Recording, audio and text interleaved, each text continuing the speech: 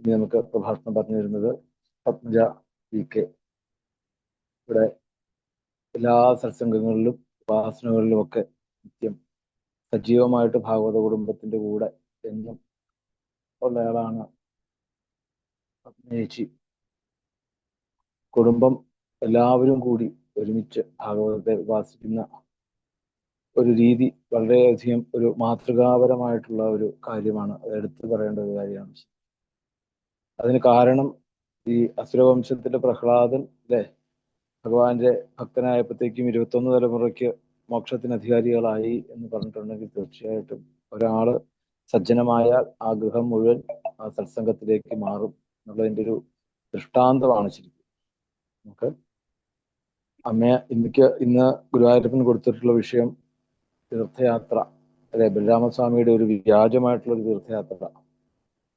അങ്ങനെ സൂതനെ വധിക്കുന്നതും വിദൂരഥനെ വധിക്കുക, ദണ്ഡവസ്ത്രം, ആ വധങ്ങളൊക്കെ തീരുന്ന ഒരു അധ്യായം. പിന്നെ ഭഗവാൻ ആയുധം എടുത്തുള്ള പ്രയോഗം ഇല്ല, പിന്നെ കഥകളൊന്നുമില്ല.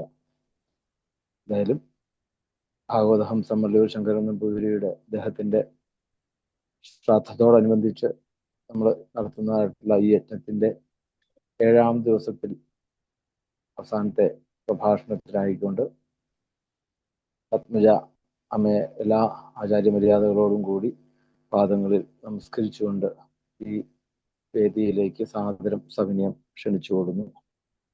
ഗോവിന്ദനാമ സങ്കീർത്തനം. ഗോവിന്ദ ഗോവിന്ദ ഗോവിന്ദ. ശ്രീഹരയേ നമഃ. ഓം നമോ ഭഗവതേ വാസുദേവായ. ശ്രീ ഗുരുഭ്യോ നമഃ.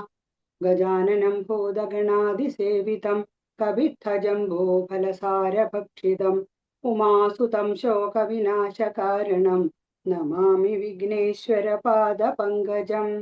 സരസ്വതീ നമസ്തുഭ്യം വരദേ കാമരൂപിണി. വിദ്യാരംഭം കരിഷ്യാമി സിദ്ധിർഭവതു മേ സദാ. ഗുരവേ സർവലോകാനാം ഭിഷജേ ഭവരോഗിണാം നിധയേ സർവവിദ്യാനാം ദക്ഷിണാമൂർത്തയേ നമഃ. ശ്രീഹരേ നമഃ. ശ്രീ ഗുരുഭ്യോ നമഃ. സത്സംഗ മഹിമയുടെ മാഹാത്മ്യം എപ്പോഴും പറയുന്ന മനുതിരുമേനിക്കും അദ്ദേഹം നമുക്ക് ഒരുക്കി തന്ന ഭാഗവത നവാഹം, ബഹുമാന്യ ഗുരുനാഥന്റെ സ്മരണയ്ക്ക് മുന്നില് ഒരുക്കിയ ഈ മഹത്തായ ഒരു സത്സംഗത്തിന് പങ്കെടുക്കാൻ അവസരം ലഭിച്ചത് മഹാഭാഗ്യം. തിരുമേനിക്കും എല്ലാ സജ്ജനങ്ങൾക്കും പാദ നമസ്കാരം. ശ്രീമദ് ഭാഗവതത്തിലെ ഓരോ അക്ഷരത്തിലും ഭഗവാന്റെ സാന്നിധ്യം കാണുന്നവരാണ് നമ്മളെല്ലാവരും. എന്നാലും ദശമം അങ്ങോട്ട് കേട്ടാല് നമുക്കൊരു ആവേശമാണ്. കണ്ണൻ, നമ്മുടെ പ്രിയപ്പെട്ട കണ്ണൻ, എല്ലാ അധ്യായത്തിലും അങ്ങനെ നിറഞ്ഞു നിൽക്കുന്ന ഒരു കണ്ണൻ. മറ്റ് സ്കന്ധങ്ങളില് വരാഹം, ഭദ്രകാളി, അതുപോലെ നരസിംഹ ഒക്കെ ഉണ്ട്. അതൊക്കെ നമ്മള് വളരെ ഭയഭക്തി ബഹുമാനത്തോടു കൂടി എന്താ പറയാ, നമ്മുടെ മനസ്സില് ഭഗവാൻ നമ്മുടെ കൂടെ ഉണ്ട് എന്ന ഭയഭക്തി ബഹുമാനത്തോടു കൂടി ആദരവോടുകൂടി നമ്മുടെ മനസ്സിലേക്ക് ഉൾക്കൊള്ളാറുണ്ട് നമ്മളൊക്കെ.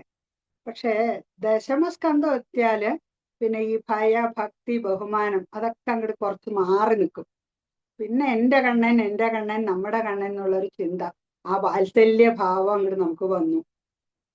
ഈ സപ്താഹത്തില് ഇപ്പൊക്കെ നമുക്ക് ധാരാളം സപ്താഹങ്ങൾ പങ്കെടുക്കാനൊക്കെ അവസരം കിട്ടിയിട്ടുണ്ട്. ഇപ്പൊ 5-ാം ദിവസം കാലത്ത് എന്ന് പറഞ്ഞാൽ ഒരു പ്രത്യേക ഒരു ഉഷാറാണ് എല്ലാവർക്കും. കാരണം തലേ ദിവസം വൈകുന്നേരം കണ്ണൻ അവതരിച്ചു, ഉറക്കിക്കിടത്തിയിട്ടാണ് നമ്മൾ വീട്ടിലേക്ക് വന്നത്.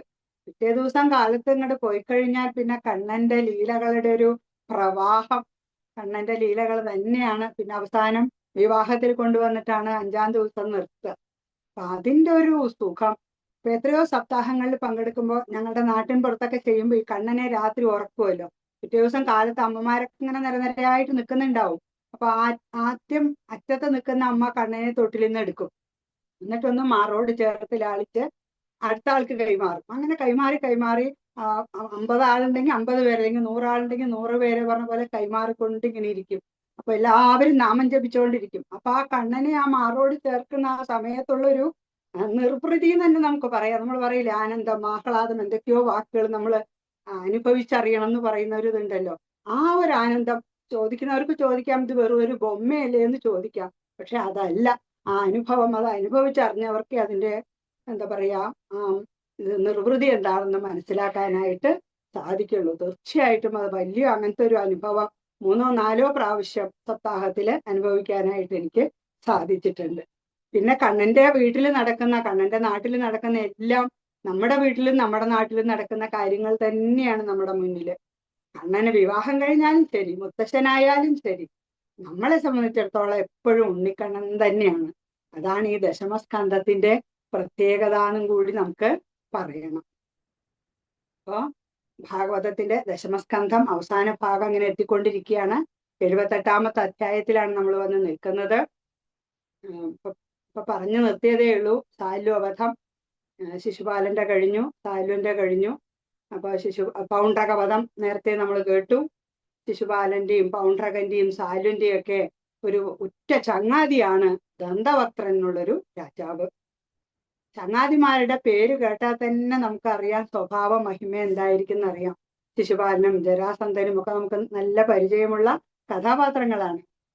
തൻ്റെ സുഹൃത്തുക്കൾക്ക് പ്രത്യുപകാരം ചെയ്യണം എന്നാണ് ദന്തവക്ത്രൻ വിചാരിച്ചു കൊണ്ടിട്ടാണ് പുറപ്പാട്. ദുർബുദ്ധിയാണ്, ബലവാനാണ്, ഏകനായിട്ടാണ് പകരം ചോദിക്കാനായിട്ട് അങ്ങനെ ദ്വാരകയിലേക്ക് പുറപ്പെട്ടത്. ഇനി ഒരു പ്രത്യേകത കൂടിയുണ്ട്. ഭഗവാന്റെ അച്ഛന്റെ പെങ്ങളുടെ മകനാണ് ദന്തവക്ത്രൻ.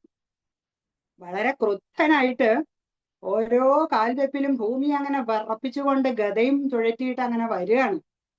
കരൂഷ രാജാവായ വൃദ്ധസ്രവസിന്റെയും അതുപോലെ വസുദേവരുടെ സഹോദരിയായ ശ്രുതദേവിയുടെയും പുത്രനാണ് ഈ ദന്തവക്ത്രൻ.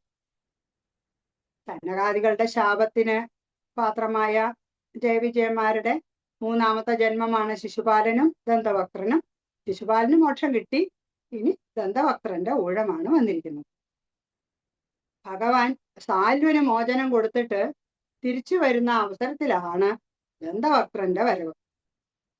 ഭഗവാനെ കണ്ടതും തുടങ്ങി, ഭാഗ്യം ഭാഗ്യം, ഞാൻ നിന്നെ കാത്തിരിക്കുകയാണ്, എൻ്റെ കൈ തന്നെ കിട്ടി. അമ്മാവന്റെ മകനാണെന്നൊന്നും ഞാൻ നോക്കില്ല, പക്ഷെ നീ എൻ്റെ മിത്രങ്ങളെയൊക്കെ നശിപ്പിച്ചു. വജ്രം പോലെയുള്ള എൻ്റെ ഈ ഗദ കൊണ്ട് ഞാൻ എൻ്റെ തലയൊക്കെ അടിച്ചു പൊളിക്കും. അതുപോലെ ശരീരത്തിലെ രോഗത്തിനെ ഇല്ലാണ്ടാക്കുന്നത് പോലെ നിന്നെ ഇല്ലാണ്ടാക്കിയിട്ട് എൻ്റെ മിത്രങ്ങൾക്ക് വേണ്ട ഹിതമൊക്കെ ഞാൻ ചെയ്യും എന്നൊക്കെ ഇങ്ങനെ ഘോഷിച്ചു. ഇങ്ങനെ കഠിനമായ വാക്കുകളും പറഞ്ഞുകൊണ്ടാണ് ദന്തവക്ത്രന്റെ വരവ്. ഭഗവാനെ ഇതൊക്കെ ഒന്ന് ചെറുതായിട്ടൊന്ന് ശല്യപ്പെടുത്തിയെന്ന് മാത്രം. എങ്ങനെയാണോ ഒരു ആന പാപ്പാൻ തോട്ടി വെച്ചിട്ട് നിയന്ത്രിക്കുമല്ലോ, അപ്പൊ ആനയ്ക്ക് ഫ്രീ ആയിട്ട് അനങ്ങാനായിട്ട് സാധിക്കില്ല, കാരണം തോട്ടി വീണ അടി കിട്ടും. അപ്പൊ ആ ഒരു ചെറിയൊരു ശല്യപ്പെടുത്തല് ഭഗവാന് തോന്നിയെന്ന് മാത്രം. എന്നിട്ട് ദന്തവക്ത്രൻ തന്നെ വജ്രതുല്യമായ തന്റെ ഗദ കൊണ്ട് ഭഗവാന്റെ മൂർധാവിൽ ആഞ്ഞടിച്ചു. സിംഹത്തെ പോലെ കിടന്ന് അലറി. പക്ഷെ ഭഗവാനെ സംബന്ധിച്ചിടത്തോളം ഒരു കുലുക്കവും ഉണ്ടായില്ല. ഭഗവാൻ സ്വന്തം ഗദ കൊണ്ട് അവന്റെ മാറിടത്തിൽ ആഞ്ഞടിച്ചു. അതേറ്റ് മാറൊക്കെ പിളർന്ന് രക്തമൊക്കെ ഛർദിച്ച് ദന്തവക്ത്രൻ ആ യുദ്ധഭൂമിയിൽ തന്നെ മരിച്ചു വീണു. ആ ശരീരത്തിൽ നിന്നൊരു സൂക്ഷ്മ തേജസ് ഭഗവാനിൽ വന്ന് അങ്ങനെ ലയിച്ചു. ദന്തവക്ത്രന്റെ സഹോദരനാണ് ഇനി അടുത്ത ആള് പുറപ്പെടുന്നുണ്ട്, വിദൂരത്തെ. സഹോദര സ്നേഹം, മിത്രസ്നേഹം. നോക്കൂ, സ്വന്തം ജീവൻ പോലും കളയാൻ തയ്യാറായിട്ടാണ് അവിടെ. അങ്ങനെയുള്ള വ്യക്തിത്വങ്ങളെയാണ് ഭാഗവതം നമുക്ക് ഇവിടെ പരിചയപ്പെടുത്തുന്നത്. എന്ത് ദുഷ്ടന്മാരെ എന്ന് പറഞ്ഞിട്ടും കാര്യമൊന്നുമില്ല. ആ ദുഷ്ടന്മാരിലൂടെ അവരുടെ നന്മയെ കണ്ടെത്താൻ നമ്മളൊക്കെ ശ്രമിച്ചുകൊണ്ടിരിക്കുന്ന ഒരു കാലഘട്ടമാണ് ഭാഗവതത്തിലൂടെ. ഇന്നത്തെ നമ്മുടെ അവസ്ഥയൊന്ന് ആലോചിച്ച് നോക്കൂ. അണുകുടുംബങ്ങളുടെ ആധിക്യം, ആർക്കും ബന്ധങ്ങളും സ്വന്തങ്ങളൊന്നും ഇല്ല. ഇപ്പൊ നമ്മുടെയൊക്കെ ഏറ്റവും വലിയ കുടുംബം ഈ ഭാഗവതവുമായി ബന്ധപ്പെട്ടുള്ള കുടുംബങ്ങളാണ്. അല്ലാതെ സഹോദരി സഹോദരന്മാർ തമ്മിലും നിസ്സാര കാര്യത്തിന് വേണ്ടി വഴക്കും പ്രശ്നങ്ങളും ഒക്കെ നടക്കുന്നു. നോക്കൂ, ഇവിടെ ഇപ്പൊ ഇവരെത്ര ഭീകരരാണെന്ന് നമുക്ക് തോന്നിയാലും അവരൊക്കെ മിത്രത്തിനും സഹോദരങ്ങൾക്കും വേണ്ടി ജീവൻ കളയാൻ വേണ്ടി തയ്യാറായിട്ടാണ് വന്നിരിക്കുന്നത്. അങ്ങനെ ഒരു അവസ്ഥ നമ്മുടെ കയ്യിലുണ്ടോ? നമ്മളൊക്കെ എന്ത് ചെയ്യുന്നു? പരസ്പരം പഴിചാരിയിട്ടും പറ്റിക്കൽ നടത്തിയിട്ടും അങ്ങനെയൊക്കെ ജീവിക്കുന്നവരാണ് ഇന്നത്തെ കാലത്ത്. ഒരു പത്രം തുറന്നാൽ നമുക്ക് എല്ലാം കാണാം. മീഡിയകളിലൊക്കെ ഇഷ്ടം പോലെ നമുക്ക് കാണാൻ പറ്റും. ഇവിടെ നോക്കൂ, വിദൂരതൻ സഹോദരന്റെ മരണം സഹിക്ക വയ്യാതെ വാളും പരിചയമായിട്ട് ഭഗവാന്റെ നേരെ അങ്ങോട്ട് വരികയാണ്. ഭഗവാൻ സുദർശനം കൊണ്ട് അവന്റെ ശിരസ് അങ്ങനെ വേർപെടുത്തി അവിടെ ഇട്ടു. അങ്ങനെ അജയ്യരാണെന്ന് എല്ലാവരും കരുതി പോന്ന മനുഷ്യരൊക്കെ, അവിടെയുള്ളവരൊക്കെ കരുതി പോന്ന സാൽവൻ, ദന്തവക്ത്രൻ, വിദൂരഥൻ അവരൊക്കെ വധിച്ചു. ആ ഭഗവാനെ ദേവന്മാരും മനുഷ്യരും എല്ലാവരും അങ്ങനെ അങ്ങോട്ട് വാഴ്ത്തി സ്തുതിക്കാൻ തുടങ്ങി. നമുക്കറിയാം ഭഗവാൻ എന്തെങ്കിലും നല്ല കാര്യം ചെയ്യുമ്പോഴേക്കും കൊട്ടും പാട്ടും മേളവും നൃത്തമായിട്ട് കുറെ ആൾക്കാർ വരും. സിദ്ധ, ഗന്ധർവ, ചാരണ, കിന്നര, അപ്സര, അല്ലെ, യക്ഷന്മാര്, പിതൃക്കൾ അവരൊക്കെ വന്ന് അങ്ങനെ ഭഗവാന്റെ വിജയം അങ്ങനെ ആഘോഷിക്കുകയാണ്. പുഷ്പവൃഷ്ടിയും മേളങ്ങളും പാട്ടുകളും നൃത്തങ്ങളും ഒക്കെ ആയിട്ട് അങ്ങനെ കുറേ സമയം. അത് കഴിഞ്ഞ് ഭഗവാൻ ദ്വാരകയിലേക്ക് മടങ്ങി. നമുക്കറിയാം സർവലോകേശനാണ് ഭഗവാൻ, ഷഡ്ഗുണങ്ങൾ നിറഞ്ഞവനാണ്. നമുക്ക് ഭഗവാൻ, ഭഗം, ആറ് ഭഗങ്ങൾ ചേർന്ന ആളാണ് ഭഗവാൻ എന്നൊക്കെ നമുക്കറിയാം. പക്ഷെ നമ്മളെ എന്ത് ചെയ്യുന്നു? ആ ഭഗവാൻ മായയിൽപ്പെട്ട് ഇങ്ങനെ വട്ടത്തിരിച്ചുകൊണ്ട് ആ ദുഷ്ടരാജാക്കന്മാരെ ഭഗവാൻ കൊന്നു, ഭഗവാൻ കഥ കഴിച്ചു എന്നൊക്കെ അവരെ കുറിച്ച് നമ്മൾ പറയുന്നു. പക്ഷെ നമ്മൾ ചിന്തിക്കുന്ന പോലെ ഭഗവാൻ ആരെയും വധിക്കണില്ല. ഏതു ഭാവത്തിൽ ഭഗവാനെ സമീപിച്ചാലും സന്തോഷത്തോടെ ഭഗവാൻ സ്വീകരിക്കുകയാണ്. അല്ലാണ്ട് ഭഗവാന് വലിപ്പച്ചെറുപ്പങ്ങളോ അങ്ങനെ ഒരു പ്രശ്നവും ഭഗവാന്റെ മുമ്പില് ഇല്ല. ദുഷ്ടനോ നല്ലവനോ ഒന്നുമില്ല.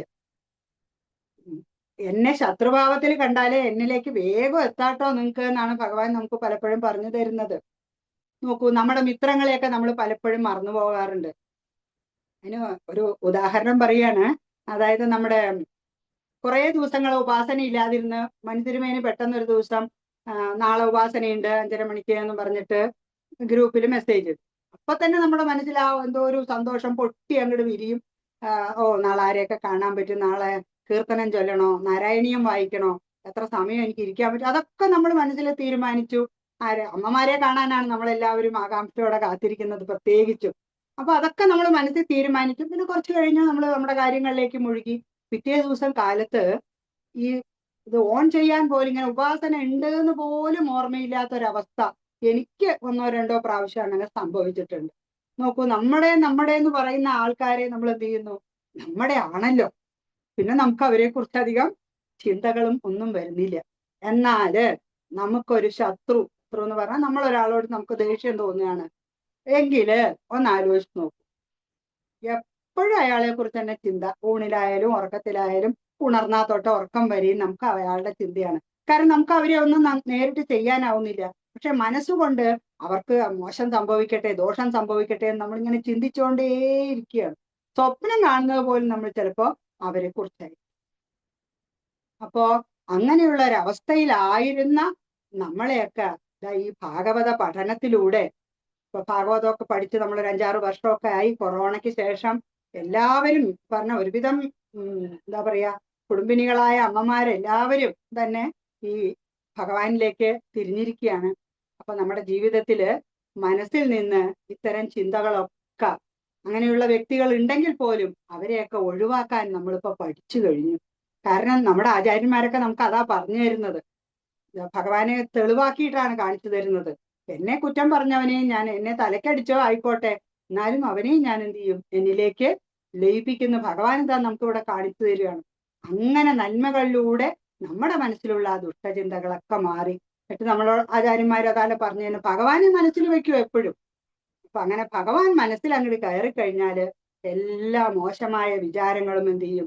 നമ്മുടെ മനസ്സിൽ നിന്ന് തനിയെ അകന്നകന്നകന്ന് പൊക്കോളും. മനസ്സങ്ങനെ നിർവികാരമായിട്ട് മാറും. അതുപോലെ അമ്പലങ്ങളിൽ പോയിട്ട് നമ്മളെ പറഞ്ഞ് ആചാര്യന്മാർ തിരുത്തിയതാണ്. ഭഗവാന്റെ മുമ്പിൽ ലിസ്റ്റ് പറയണ്ട, അത് വേണം ഇത് വേണം ഇത് വേണം എന്ന് പറയുന്ന ലിസ്റ്റ് പറയണ്ട, ഭഗവാൻ നിങ്ങൾക്ക് വേണ്ടതൊക്കെ തരും എന്ന് നമുക്ക് നിർദ്ദേശം തന്നതാണ്. ഇപ്പൊ ആ മട്ടിലൊക്കെ നമ്മൾ കുറേശ്ശെ മാറിക്കഴിഞ്ഞു. അപ്പോ ഭഗവാനിലേക്കുള്ള വഴിയില് നമുക്ക് കുറെ പ്രാരബ്ധ കർമ്മങ്ങളുണ്ട്. അതും നമുക്ക് പറഞ്ഞു തന്നിട്ടുണ്ട്. മുൻജന്മത്തെയും ഒക്കെ കർമ്മങ്ങൾ, നമ്മുടെ ഫലങ്ങൾ നമ്മളെ പിന്തുടരുന്നുണ്ട്. അപ്പൊ ആ പ്രാരബ്ധ കർമ്മങ്ങളൊക്കെ നമ്മൾ അനുഭവിച്ചിട്ട് എന്നിട്ടേ ഇവിടുന്ന് നമുക്ക് പോകാൻ പറ്റുള്ളൂ.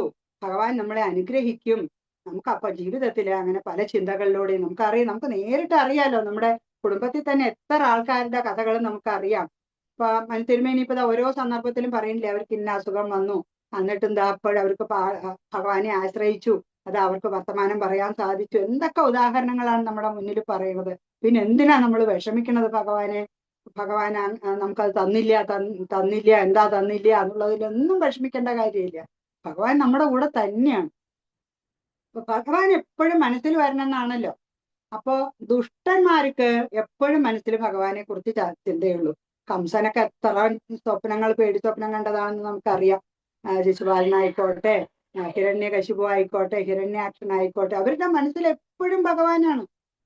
അപ്പോ അങ്ങനെ എന്നും മനസ്സിൽ കൊണ്ട് നടക്കുന്ന ആ ഭക്തന്മാരെ കരുണാമയനായ നമ്മുടെ ഭഗവാൻ ഒഴിവാക്കാൻ പറ്റുമോ? ഇല്ല. അവരിലെ ചില ചീത്ത സ്വഭാവങ്ങളൊക്കെ ഉണ്ട്. അതൊക്കെ ഒന്ന് അങ്ങട് ചില ചെറിയ ശിക്ഷകളൊക്കെ കൊടുത്ത് അങ്ങോട്ട് ഒഴിവാക്കിയിട്ട് ഭഗവാൻ തന്നിലേക്ക് അങ്ങനെ ചേർത്ത് പിടിക്കുകയാണ് അവര്. നിർവികാരനായ ഭഗവാന് എന്ത് ശത്രു, എന്ത് മിത്രം, എന്ത് വലിയവൻ, എന്ത് ചെറിയവൻ ഒന്നുമില്ല. ഭഗവാന്റെ മുമ്പിൽ എല്ലാവരും തുല്യർ തന്നെയാണ്. അപ്പൊ ഈ ഭാഗവതത്തിൽ തന്നെ നമുക്കറിയാം, പൂതന മുതൽ ഇത് അപ്പൊ വിദൂരഥൻ വരെ എത്ര പേരെ ഭഗവാൻ തന്നിലേക്ക് ചേർത്ത് പിടിച്ചു കഴിഞ്ഞു. അങ്ങനെ ഒരു ചേർത്ത് പിടിക്കൽ നമുക്കും ഉണ്ടാവട്ടെ. കാരണം ഈ പറഞ്ഞ ആൾക്കാരുടെ സ്വഭാവ ഗുണങ്ങളൊക്കെ പലതും ശരിക്കും ഒന്ന് ഇരുന്ന് ചിന്തിച്ചാൽ നമ്മുടെ ഉള്ളിലും ഒക്കെ ഉണ്ട്. അപ്പൊ നമ്മളെയും ഭഗവാൻ ചേർത്ത് പിടിക്കുന്ന ഒരു അവസ്ഥ നമുക്ക് ഉണ്ടാവട്ടെ എന്ന് പ്രാർത്ഥിക്കാം. എല്ലാവരിലും ഭഗവാനുണ്ട്.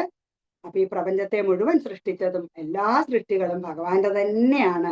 ആ ചൈതന്യത്തെ തിരിച്ചറിയാൻ നമുക്കൊക്കെ സാധിക്കട്ടെ എന്ന് പ്രാർത്ഥിക്കാം. ഇതോടുകൂടിയിട്ട് ഭാഗവതത്തില് ഭഗവാന്റെ ആ ദുഷ്ടനിഗ്രഹം എന്നുള്ള ലീലകൾക്ക് അവസാനമാവുകയാണ്.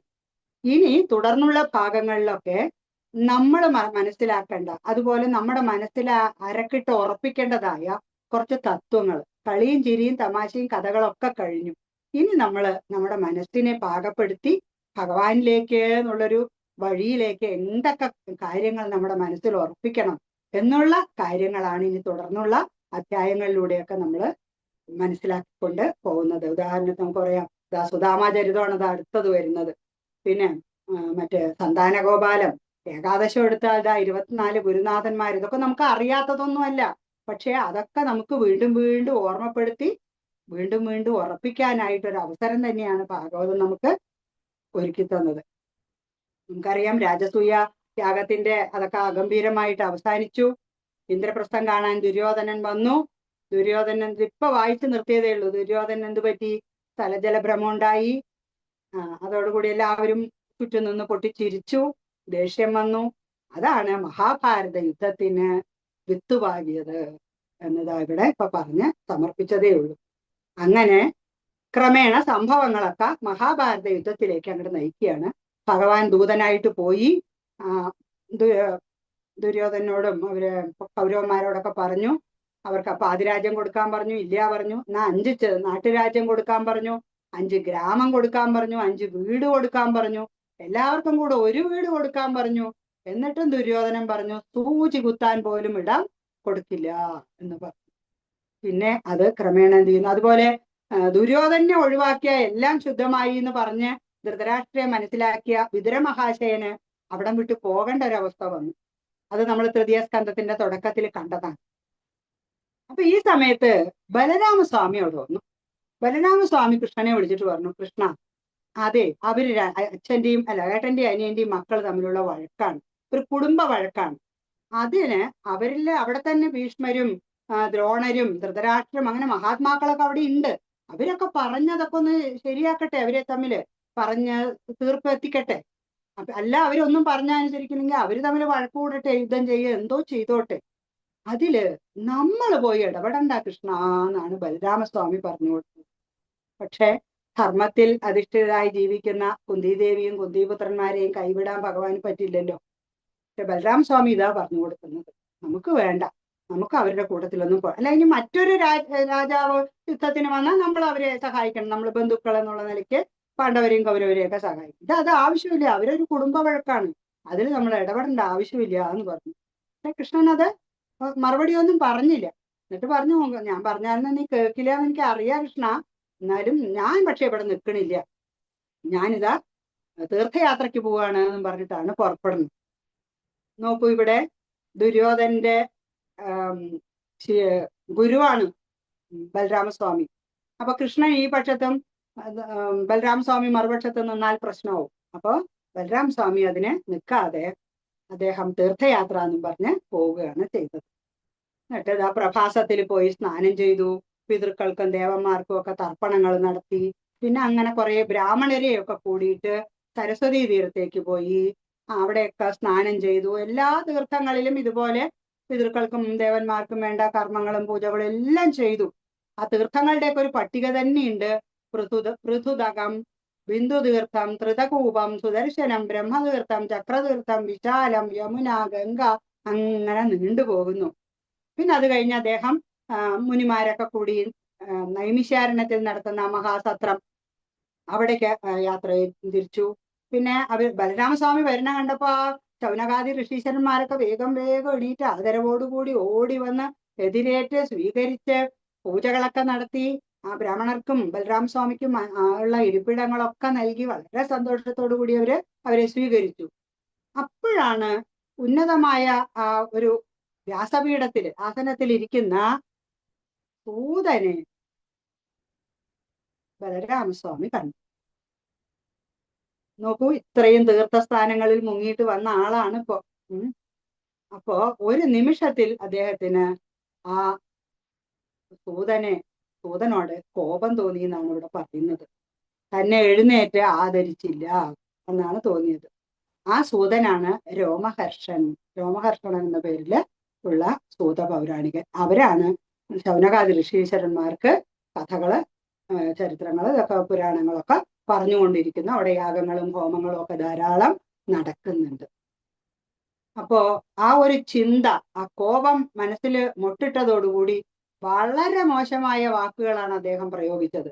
പ്രതിലോമജനായ നീ എന്നാ പറയുന്നത്. അതായത് പ്രതിലോമജൻ എന്ന് പറഞ്ഞാല് മിശ്രവർണ്ണക്കാരനായ നീ എന്ന് പറഞ്ഞിട്ട് മോശമായിട്ടാണ് സൂതനെ അവിടെ പറയുന്നത്.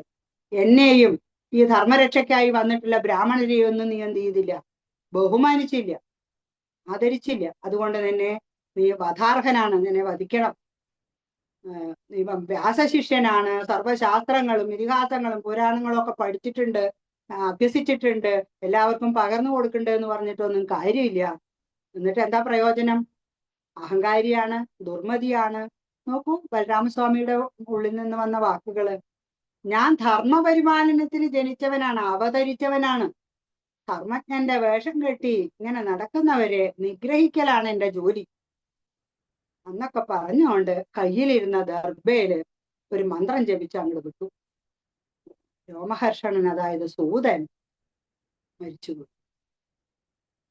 ഇതൊക്കെ വളരെ ചുരുങ്ങിയ സമയം കൊണ്ട് നടന്നു കഴിഞ്ഞു. സജ്ജനങ്ങളെ വധിക്കരുത് എന്നറിയാമെങ്കിലും ബലരാമസ്വാമിക്ക് ഭഗവാന്റെ എന്തോ ഒരു നിശ്ചയം ആണത്. അതുപോലെ തന്നെ സൂതനെ വധിച്ചു. സൂതൻ മരിച്ചത് കണ്ട് മുനിമാരൊക്കെ വിഷമിച്ചു. അവരൊക്കെ കരഞ്ഞ് ബലരാമനോട് പറഞ്ഞു, അങ്ങ് അപരാധം പ്രവർത്തിച്ചു. ഈ സത്രം കഴിയുന്നത് വരെ രോമഹർഷണന് ബ്രഹ്മാസനം, അതുപോലെ ആയുസ്, ആരോഗ്യം ഒക്കെ ഞങ്ങൾ അനുഗ്രഹിച്ചു കൊടുത്തിട്ടുണ്ട്. ഇതൊന്നും ഓർക്കാതെ ഒരു ബ്രാഹ്മണനെ വധിക്കുകയാണ് ചെയ്തത്. യോഗേശ്വരനായ അങ്ങയ്ക്ക് വേദവിധികളൊന്നും ബാധിക്കില്ലായിരിക്കാം, എങ്കിലും അങ്ങ് ബ്രഹ്മഹത്യാ പാപമാണ് ഇപ്പൊ ചെയ്തിരിക്കുന്നത്. അതിനുള്ള പരിഹാരവും എന്തൊക്കെയാണ് പരിഹാര വിധികൾ ചെയ്യണം, അതുമാതിരി സൽക്കർമ്മങ്ങളൊക്കെ ചെയ്യണം, എന്നാലേ ലോകത്തിന് മംഗളമുണ്ടാവുള്ളൂ എന്ന് അവരെല്ലാവരും വളരെ വിഷമത്തോടു കൂടി ബലരാമസ്വാമിയോട് പറഞ്ഞു. നോക്കൂ, സാക്ഷാൽ അനന്തമൂർത്തിയാണ്, അതേ അവതാരമാണ്, കൃഷ്ണന്റെ ജ്യേഷ്ഠ സഹോദരനാണ്, യോഗേശ്വരനാണ്. എന്നിട്ടും ആ ഗുണങ്ങളെല്ലാം കാറ്റിൽ പറത്തി ഒരു സാധാരണക്കാരനെ പോലെ കോപിച്ചു. വ്യാസപീഠത്തിലിരിക്കുന്ന യജ്ഞാചാര്യൻ എത്ര വലിയ മഹാത്മാവ് വന്നാലും എഴുന്നേൽക്കാൻ പാടില്ല. അതാണ് ധർമ്മം. അതിനെതിരെ ചെയ്താൽ ഭഗവത് നിന്ദയാണ്. ഈ നിസ്സാര വസ്തുത പോലും ബലരാമസ്വാമി മറന്നുപോയി. ഇന്ന് നമ്മുടെ ആചാര്യന്മാരെയൊക്കെ ശ്രദ്ധിച്ചാൽ, നമ്മൾ ധാരാളം സപ്താഹം കൂടുന്നുണ്ടെന്ന് പറഞ്ഞല്ലോ, മനസ്സിലാകും. പ്രത്യേകിച്ച് ആരെങ്കിലും ഒക്കെ അപ്പൊ യജ്ഞവേദിയിലേക്ക്, നമ്മുടെ സപ്താഹ വേദിയിലേക്ക് വന്നാല് അവരെ കണ്ടു എന്നൊന്ന് കാണിക്കും, പിന്നെ വരൂ ഇരിക്കൂ എന്നിങ്ങനെ ഒരു കസേര ചൂണ്ടി കാണിച്ച് വരൂ എന്ന് പറയുകയുള്ളൂ. അത് കഴിഞ്ഞ് അവരുടെ പ്രഭാഷണങ്ങളൊക്കെ കഴിഞ്ഞിട്ടാണ് അവരെ കാണാനായിട്ട് പോകുക. ഈ സന്ദർഭത്തിൽ നമുക്കൊന്ന് വിലയിരുത്തി ചിന്തിച്ചാല്, മഹാഭാരത യുദ്ധസമയം ഒഴിവാക്കാൻ വേണ്ടിയിട്ടാണ് ബലരാമസ്വാമി തീർത്ഥയാത്രയ്ക്ക് പുറപ്പെട്ടത്. ശരിക്കും അവിടുന്ന് ഒരു രക്ഷപ്പെടൽ പോലെ. ഭഗവാനിൽ നിന്ന് അകന്നു. അതാണ് സത്യത്തിൽ ഉണ്ടായത്. ഭഗവാനിൽ നിന്ന് അകന്നു. എന്നിട്ടോ എത്ര തീർത്ഥങ്ങളിൽ പോയി മുങ്ങി, എന്തൊക്കെ ചെയ്തു. എന്നിട്ടോ ബ്രഹ്മഹത്യാപാപം തന്നെ നേടി വെച്ചു. യോഗേശ്വരനാണ് ഭഗവാൻ ബലരാമസ്വാമി നമുക്ക് ശരിയായ പാഠം പഠിപ്പിച്ചു തരികയാണ്. ആലോചിച്ചു നോക്കൂ, ബലരാമസ്വാമിയുടെ കഥയാണോ അതോ നമ്മുടെയൊക്കെ കഥയാണോ ഇതെന്നൊക്കെ ആലോചിച്ചോളൂ. ഒരിക്കലും ഭഗവാനിൽ നിന്ന് അകലരുത്. എത്ര അനുഭവം കിട്ടിയാലും പഠിക്കാത്ത ഒരു സാധാരണക്കാരനെ പോലെ ഇതാ ഭാഗവതം നമ്മുടെ കഥയായിട്ട് തന്നെ നമ്മുടെ മുന്നില് ഉദാഹരണങ്ങൾ പറഞ്ഞു തരുന്നു. ഇതിനു മുമ്പ് ഇതുപോലെ സ്യമന്തകമണി തട്ടിയെടുക്കുന്നതുമായി ബന്ധപ്പെട്ട് നമുക്കറിയാം. ഒരുത്തനുണ്ടാക്കിയ ദുഷ്പ്രഭാതം പരത്തുവാൻ ആളുകളുണ്ട സഖ്യം, അറിയാലോ. കൃഷ്ണനാണ് മോഷ്ടിച്ചത് എന്നുള്ള ആ അങ്ങനെ പറഞ്ഞ് എല്ലാവരും അത് മനസ്സിൽ പറയാൻ തുടങ്ങി, പരസ്പരം പറയാൻ തുടങ്ങി. അവിടെ സ്വന്തം അനുജന് താങ്ങായി നിൽക്കേണ്ട ബലരാമസ്വാമി പോലും കണ്ണനെ സംശയിച്ചു. എന്നിട്ട് പറഞ്ഞു, കൃഷ്ണ അതാ ഇങ്ങനെയൊക്കെ പറയുന്നുണ്ട് കേട്ടോ, സത്യം എന്താണെന്ന് തെളിയിച്ചോ, അല്ലാതെ നിർത്തിയൊന്നുമില്ല കേട്ടോ എന്ന് പറഞ്ഞു കൃഷ്ണനെ കൈയൊഴിയാണ് ചെയ്തു. കൃഷ്ണൻ പക്ഷെ കഷ്ടപ്പെട്ടാലും അതൊക്കെ പോയി കണ്ടുപിടിച്ചിട്ട് വന്നു. ഭഗവാന് സത്യം തെളിയിക്കാൻ കഴിഞ്ഞു. നല്ല ഫലം കിട്ടി. 2 ഭാര്യമാരെയും കൂട്ടത്തില് കിട്ടി. അത് തുടർന്നിട്ട് സത്രാജിത്തിനെ വധിച്ചിട്ട് ശതധന്വാവ് സമന്തകം തട്ടിയെടുത്തു. എന്നിട്ട് അവസാനം അക്രൂരന്റെ അടുത്തേക്ക് എറിഞ്ഞു കൊടുത്തിട്ട് ഒരു എന്താ പറയാ വളരെ വേഗതയുള്ള ഒരു കുതിരപ്പുറത്ത് കയറിപ്പോയി എന്ന് കഥയിലുണ്ട്. അപ്പൊ അവരെ പിന്തുടർന്നാണ് ഭഗവാനും ബലരാമസ്വാമിയും കൂടെ തേരിൽ പിന്തുടർന്ന് പോയി കുറെ ദൂരം പോയിട്ട് ശതധന്വാവിനെ വധിച്ചു. എന്നിട്ട് കണ്ണം പോയിട്ട് ദേഹം പരിശോധിച്ചപ്പോ സമന്തകമണി കിട്ടിയില്ല. അപ്പൊ വന്ന് ബലരാമസ്വാമിയോട് പറഞ്ഞു, ജ്യേഷ്ഠ ഇതാണ് സംഭവിച്ചത്, സമന്തകമണി ഇല്ല കേട്ടോ. അപ്പോഴും ബലരാമസ്വാമി കണ്ണനെ സംശയിക്കുകയാണ് മനസ്സിൽ. അപ്പോ കൃഷ്ണനെ ഒഴിവാക്കണമെന്ന് അപ്പോഴും ബലരാമസ്വാമിക്ക് തോന്നി. അപ്പൊ ഇങ്ങനെ ഇവനെ ഓടിച്ചു പോയിട്ട് മിഥിലാപുരിയുടെ അടുത്തൊക്കെ എത്തിക്കഴിഞ്ഞു. അപ്പൊ പറഞ്ഞു, കൃഷ്ണ നീ ദ്വാരകയിലേക്ക് പൊക്കോളൂ, ഞാന് ഇവിടെ മിഥിലാപുരിയിലെ രാജാവ് എന്റെ വലിയ മിത്രമാണ്, അദ്ദേഹത്തെയൊക്കെ കണ്ടിട്ട് കുടുംബത്തിനെയൊക്കെ കണ്ടിട്ട് ഞാൻ ദ്വാരകയിലേക്ക് വന്നോളാം കേട്ടോ എന്ന് പറഞ്ഞു. ഭഗവാൻ സമ്മതിച്ചു. ഇവിടെയും യോഗേശ്വരനായ ബലരാമന് അടിതെറ്റി. മിഥില രാജധാനിയില് കുറെ വർഷങ്ങൾ അദ്ദേഹം താമസിച്ചു. എന്താ ഉദ്ദേശം? ആ സമന്തകമണിയുടെ പ്രശ്നമൊക്കെ തീർന്നോട്ടെ, എന്നിട്ട് ഞാൻ തിരിച്ചു പോകാമെന്നായിരുന്നു അദ്ദേഹത്തിന്റെ മനസ്സിൽ. പക്ഷെ തന്റെ ജീവിതത്തിലെ ഏറ്റവും വലിയ അബദ്ധം അവിടെ സംഭവിച്ചു. അവിടെ വെച്ചിട്ടാണ് ദുര്യോധനൻ എന്ന വത്സല ശിഷ്യന് ഗദായുദ്ധമൊക്കെ പഠിപ്പിച്ചു കൊടുത്തത്. നോക്കൂ, അതിന്റെ പേരിൽ എന്തൊക്കെ പ്രശ്നങ്ങൾ ഉണ്ടായി പിന്നീട്. ആ ശിഷ്യത്വം ഇല്ലായിരുന്നെങ്കിൽ ദുര്യോധനൻ ഇത്രയും അഹങ്കാരിയാവില്ലായിരുന്നു. ചിലപ്പോ മഹാഭാരത യുദ്ധം തന്നെ ചിലപ്പോ ഒഴിവായി പോയേനെ. ബലരാമ ശിക്ഷൻ എന്ന ഗർവ് ദുര്യോധനന് നല്ലോണം ഉണ്ടായിരുന്നു. വീണ്ടും എന്താ നമുക്ക് സന്ദേശം തരുന്നു, ഭഗവാനിൽ നിന്ന് അകലരുതേ, ഭഗവാനെ അവിശ്വസിക്കരുതേ, ഭഗവാനെ സംശയിക്കരുതേ. എത്ര കഷ്ടപ്പാട് അനുഭവിച്ചാലും ഭഗവാനെ മുറുകെ പിടിച്ചോളൂ എന്നുള്ളൊരു സന്ദേശം ഇവിടെ നമുക്കിതാ വീണ്ടും വീണ്ടും തരുന്നു. പണ്ട് മുത്തശ്ശിമാര് പറയും, മുത്തശ്ശിമാരോട് നിങ്ങൾ അങ്ങനെ ചെയ്യായിരുന്നില്ലേ, ഇങ്ങനെ ചെയ്യായിരുന്നില്ലേ ഒക്കെ നമ്മൾ പോയി പറയുമ്പോ അവര് പറയും, കുട്ടി വലിയ മഴയൊക്കെ പെയ്തു, മലവെള്ളമൊക്കെ ധാരാളം ഒഴുകി വന്നു, അതൊക്കെ അങ്ങനെ ഒഴുകിപ്പോയി, ഞാൻ ഇപ്പോഴാണ് അണകെട്ടാനായിട്ട് പുറപ്പെടുന്നത് കേട്ടോ എന്ന് പറയും. എല്ലാ കാര്യവും കഴിഞ്ഞിട്ട് കാര്യം ചെയ്തിട്ട് പിന്നൊരു മനസ്സിലാക്കിയിട്ട് കാര്യമില്ലല്ലോ. അതുപോലെയാണ് ഇപ്പൊ ഇവിടെ ബലരാമസ്വാമിക്ക് വീണ്ടും വിചാരം വന്നത്. എല്ലാ പരിപാടിയും കഴിഞ്ഞു, ആ സൂതനെ വധിക്കുകയും ചെയ്തു. പക്ഷെ ഇപ്പൊ കാര്യം മനസ്സിലായി. അദ്ദേഹത്തിന്റെ ആ അഹങ്കാരം എന്നുള്ള പത്തി താഴുകയാണ് അവിടെ.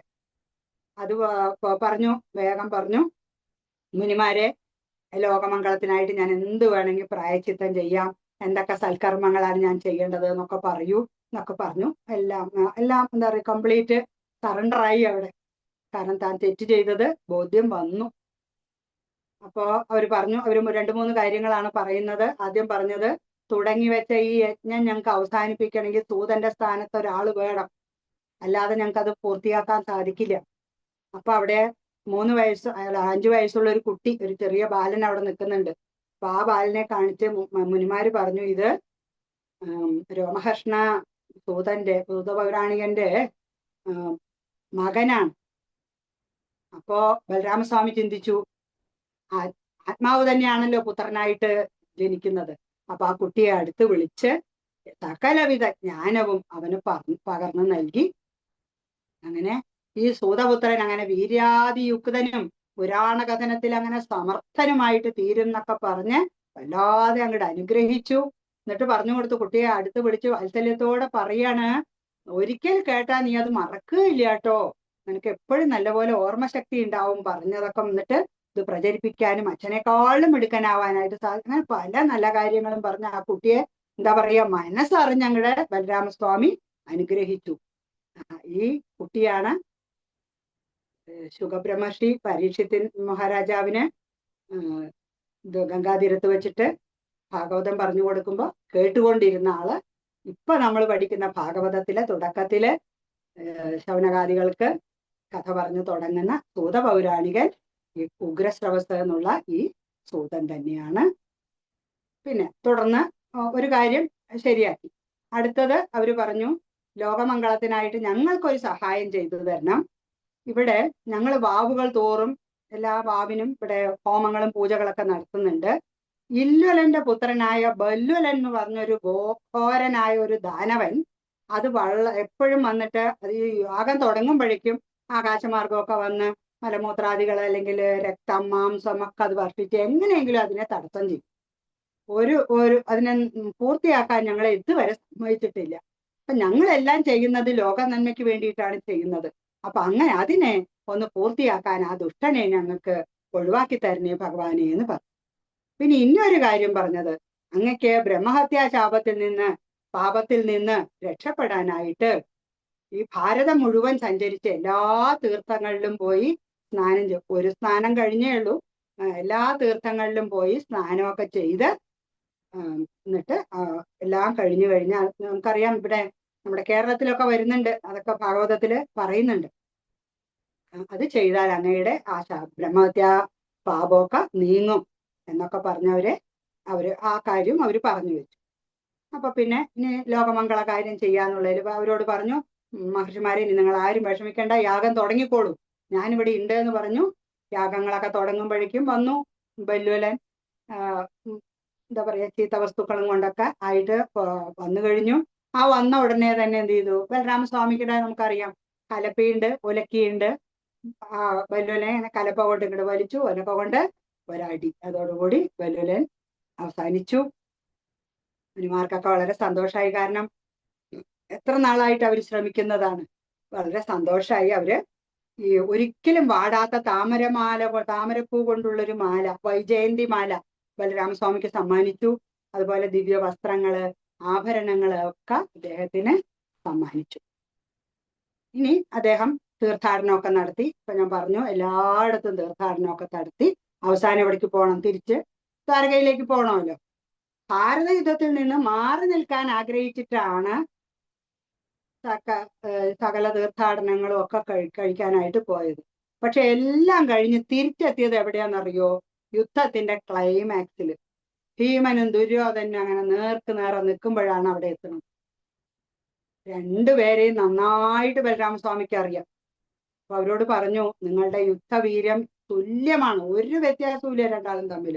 ദുര്യോധന ഇത്തിരി അഭ്യാസ ബലം കൂടും, പക്ഷേ ഭീമസേനന് ശരീരബലം കൂടും. നിങ്ങൾ തമ്മിൽ അടിച്ച ആരും ജയിക്കില്ല കുട്ടികളെ എന്ന് പറഞ്ഞു. പക്ഷേ യോഗേശ്വരനായ കൃഷ്ണൻ അവരുടെ കൂടെ ഉണ്ടെന്ന് അവർക്ക് അറിയാം.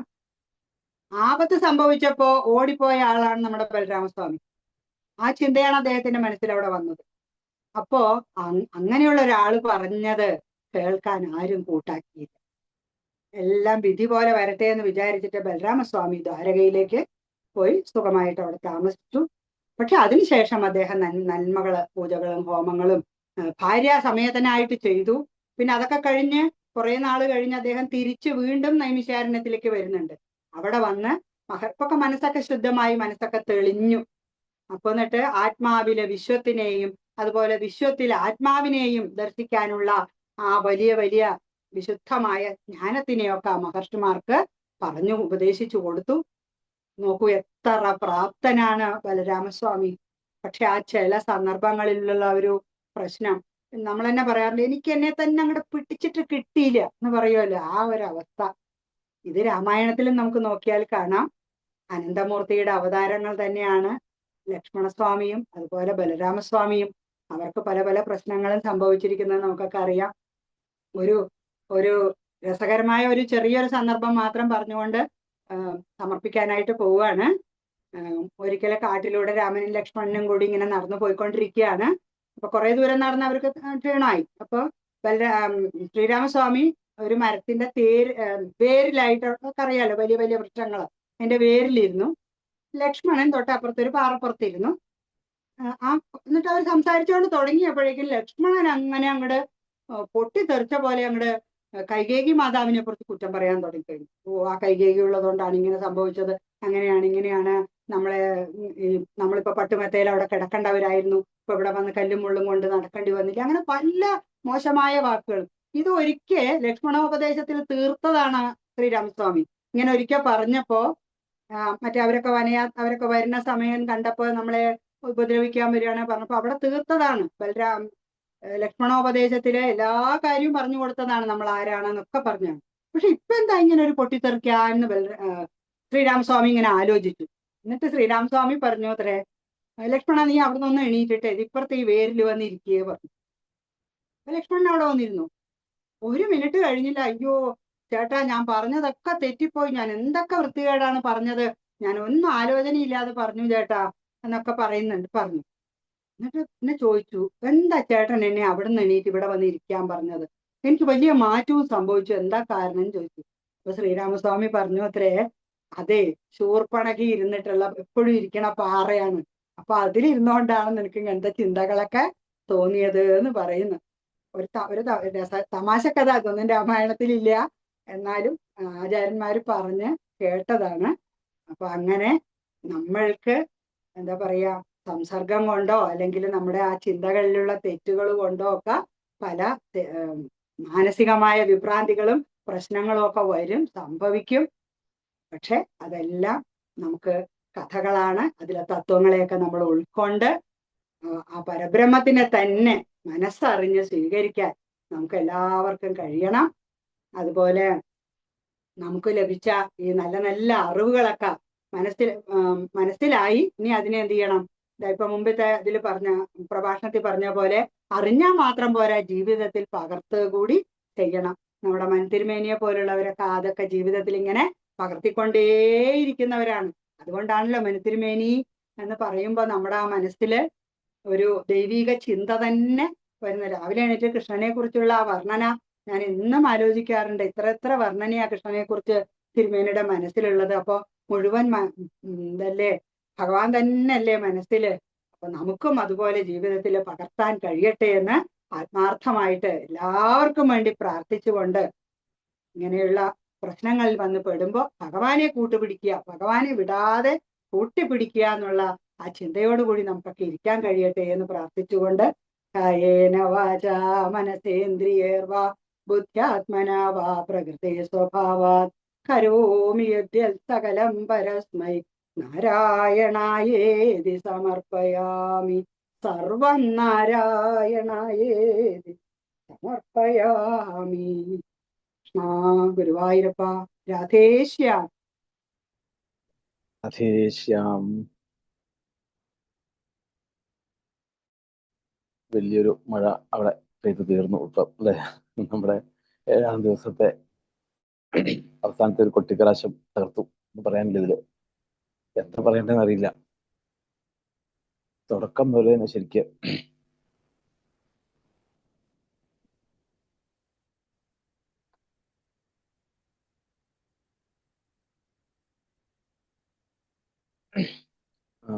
സീത ടീച്ചർ മുതൽ അങ്ങോട്ട് അല്ലെ, ടീച്ചർമാരുടെ ഒരു പ്രവാഹമായിരുന്നു. എന്തായാലും ഇഷ്ടംപോലെ ശിഷ്യന്മാര് ഇങ്ങനെ ഇരുന്ന് കേൾക്കാൻ കിട്ടിയപ്പോൾ അവർക്ക് നല്ല പാങ്ങായി. അവർക്ക് എല്ലാവർക്കും ആ ഒരു ഉപദേശം തീർച്ചയായിട്ടും ഒരു ഗുരുപദേശം പോലെ തന്നെ ഓരോ പ്രഭാഷണങ്ങളും ഞാൻ അതങ്ങനെ വാച്ച് ചെയ്ത് പോയത്. അതാ സീത ടീച്ചർ എന്ന് പറയുമ്പോൾ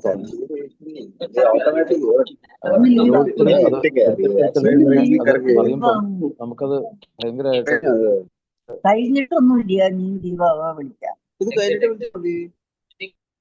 അപ്പൊ നമുക്കതിങ്ങനെ ഓരോന്നും എടുത്ത് കാണിച്ചു തരിക, ശ്ലോകങ്ങൾ പോലും എടുത്ത് കാണിച്ചു തരിക എന്ന് പറഞ്ഞാൽ ഒരു വലിയൊരു ധർമ്മബോധമാണ് അല്ലെ. ഒരധ്യായം കിട്ടിയപ്പം ആ അധ്യായത്തിന് എന്ത് നമുക്ക് കൊടുക്കാൻ സാധിക്കും? എനിക്ക് ആ സീത ടീച്ചറിനെ എത്ര തൊഴുതാലും മതിയാകില്ല. അത്രയും ഒരു തോന്നിയ അക്രൂരിന്റെ കഥ പറഞ്ഞപ്പം അതുകൊണ്ട് ഇങ്ങോട്ട് ഓരോരുത്തരും അതിന് ഓരോന്നും ഓരോന്നും പറയുമ്പോഴേ കൂടി കൂടി കൂടി വരും. വേണ്ട ആ സാൽവിന്റെ വധത്തിൽ എന്ത് പറയുമെന്ന് ഞാൻ വിചാരിച്ചിരിക്കുകയായിരുന്നു. ഒരു അധ്യായം രണ്ടധ്യായം കൊടുക്കുകയാണെ അത് ഒരുമിച്ചൊരു കഥയായിട്ട് പറയാമെന്ന് വയ്ക്കാം. ഇത് ഒരധ്യായത്തിൽ നിന്ന് ആ സൗഭത്തിന്റെ കഥ വന്നതും ഒക്കെ എത്ര എത്ര ആത്മാർത്ഥതയാണ് അതിൽ, ഒക്കെ പറയാതിരിക്കാൻ പറ്റില്ല. എന്തായാലും അതേപോലെ അതിന്റെ ആ ഒരു കൊട്ടിക്കലാശം തകർത്തു എന്ന് തന്നെ പറയാം. അവസാനത്തെ പത്മേച്ചിയുടെ ആ ഒരു അവതരണ ശൈലി, അവതരണത്തിന്റെ അല്ല, ശരിക്ക് ഈ ഉള്ളിൽ നിന്ന് വരുമ്പോഴാണ് നമുക്ക് മറ്റുള്ളവരിലേക്ക് അത് ബാധിക്കുന്നത്. അപ്പം ഭാഗവതം കൊണ്ട് അർത്ഥമാക്കേണ്ടത് എന്താന്നുള്ളത് ഇപ്പൊ വ്യക്തമായിട്ട് ഇതാണ് വേണ്ടത്. ഭാഗവതം കൊണ്ട് നമുക്ക് ആ ഭഗവാനെ ചേർത്ത് പിടിക്കാൻ സാധിക്കണം. ഭഗവാൻ ഉണ്ടെന്ന ഒരു വിശ്വാസത്തിലേക്ക് എത്താൻ സാധിക്കണം. ഗീതാജി പറഞ്ഞതിനെ ഉറപ്പിച്ചു അവിടെ പത്മജേച്ചി. എന്തായാലും വളരെയധികം സന്തോഷം. ഇനിയും ഇനിയും ധാരാളം അവസരങ്ങൾ, അല്ലെ, അവസരങ്ങൾ ഭഗവാൻ കൊടുക്കട്ടെ.